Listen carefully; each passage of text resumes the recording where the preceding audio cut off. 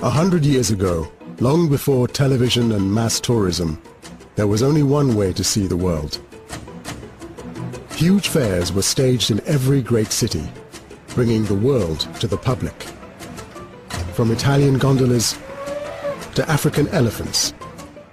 But it wasn't just animals and objects that were exhibited. Live human beings were put on display. These were human zoos.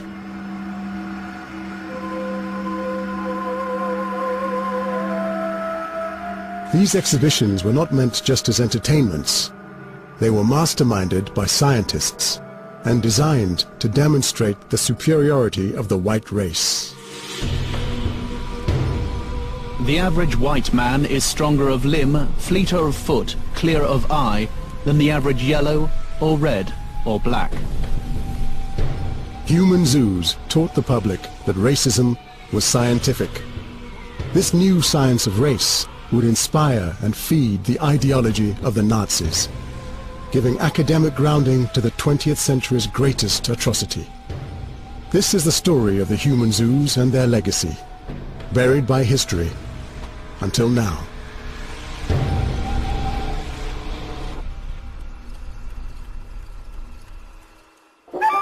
Almost nothing is known about the people who were put in human zoos, but one man's story can be pieced together.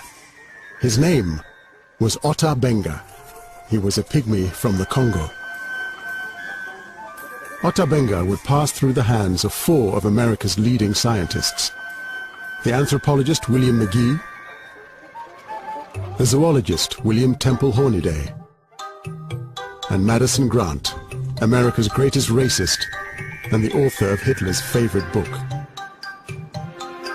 But Ota Benga's journey to the human zoo would begin with the explorer Samuel Phillips Werner.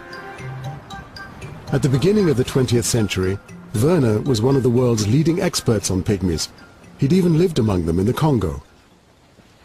My grandfather, he wanted to show the world that there were these people and acquaint their civilization with ours. He thought that this would be sensational. I don't think my grandfather would have liked this environment. It's too artificial for him.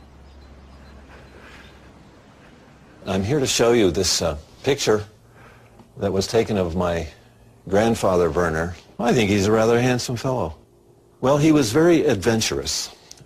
Some thought it was to such an extreme that perhaps he was a little daft or crazy, or a little bit like many in the Werner family have been over the years. He saw the pygmies as people who were very close to nature and had a wonderful knowledge of who ate what and how they could cure diseases with various concoctions and how to poison an elephant. You realize a single pygmy could bring down an entire bull elephant single-handedly. I don't think that any of us could do that.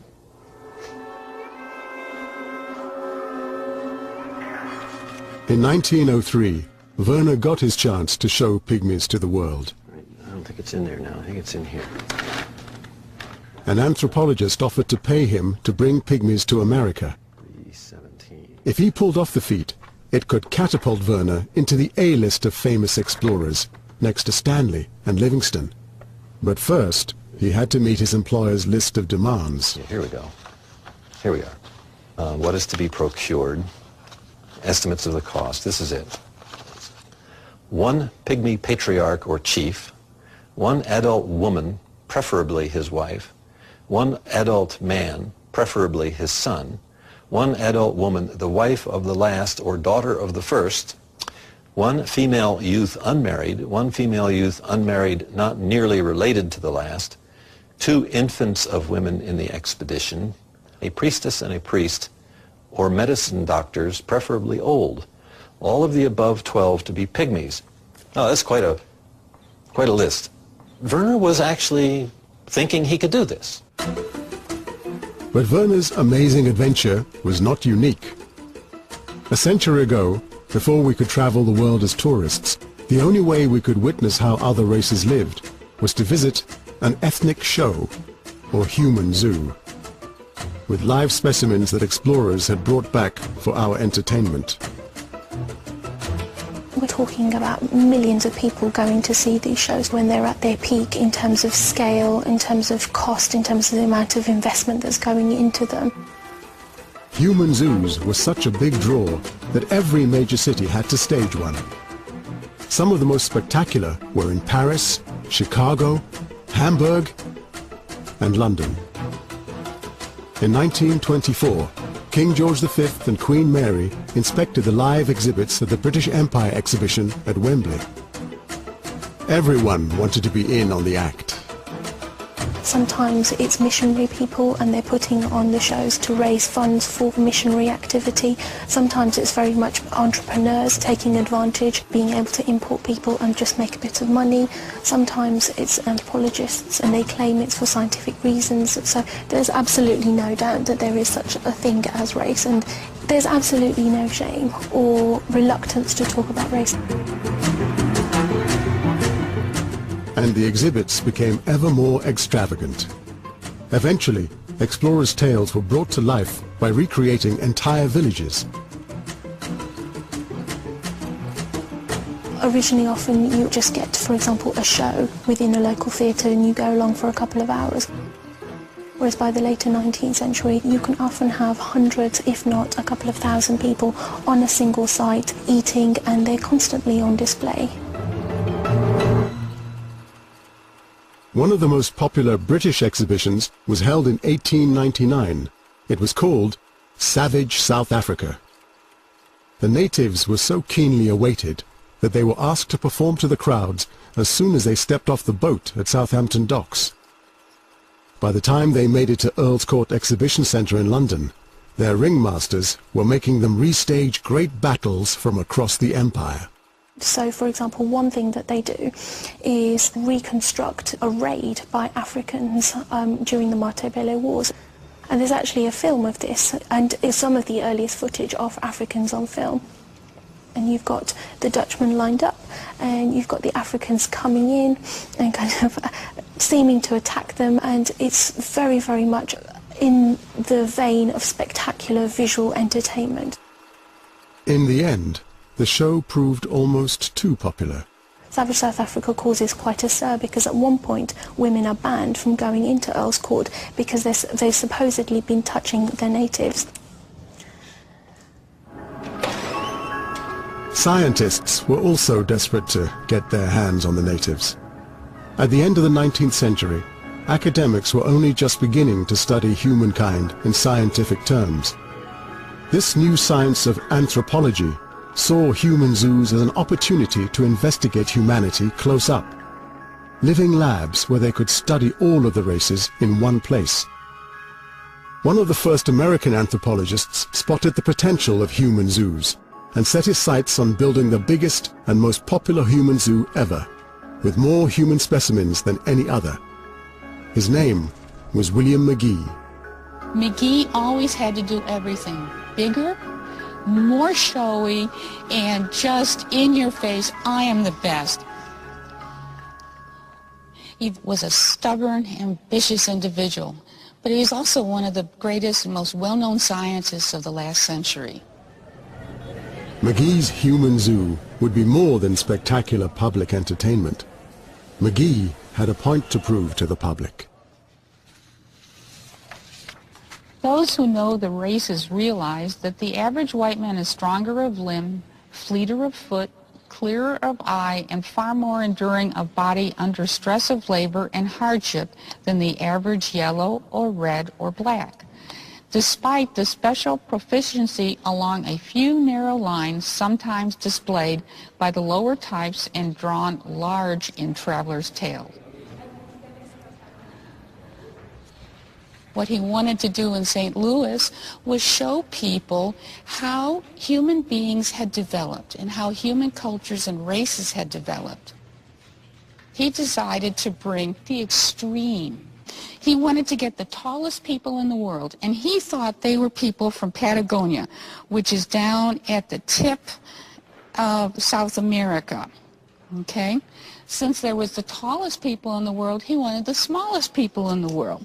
So he went over, he sent an expedition over to the Belgian Congo in that area to get pygmies.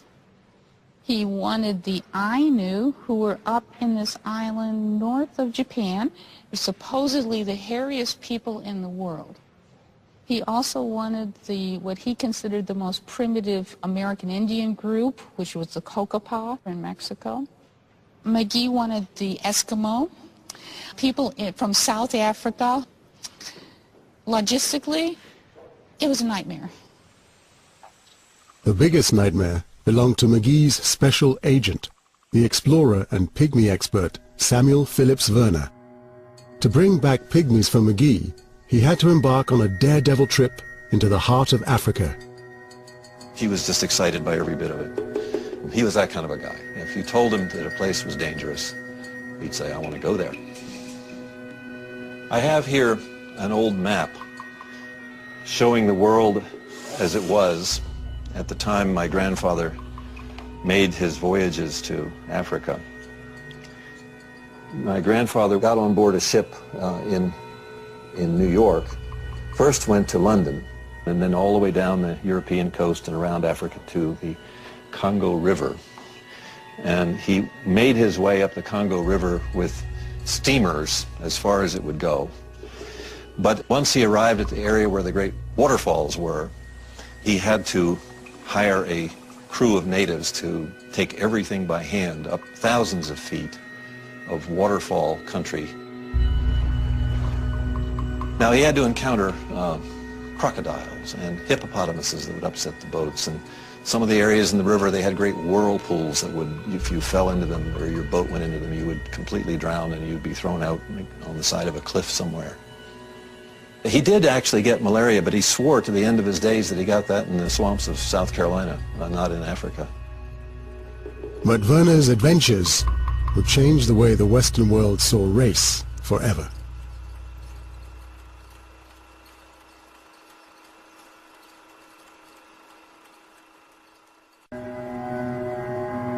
In 1904, the anthropologist William McGee was putting the finishing touches to his human zoo. It was designed to be one of the largest scientific experiments ever undertaken. But before it had even begun, McGee was sure of the conclusion. It was designed to prove to the public that there was a hierarchy of races, with the white man at the top and everyone else beneath. McGee was trying to develop a universalizing theory of human progress. And what he always did, and he always considered, like many other people at the time, was that no matter what you chose and what categories you used, whites were always, by definition, by default, better. He thought that whites had progressed and that other groups were stuck in the past, in a sense, and hadn't developed as much as white civilization. McGee took Darwin's theory of evolution and bastardized it, creating a theory to explain the physical differences between races. Darwin saw humankind as one single species. McGee saw each race as a different stage in man's evolution, from the pygmy at the bottom towards the white man at the top.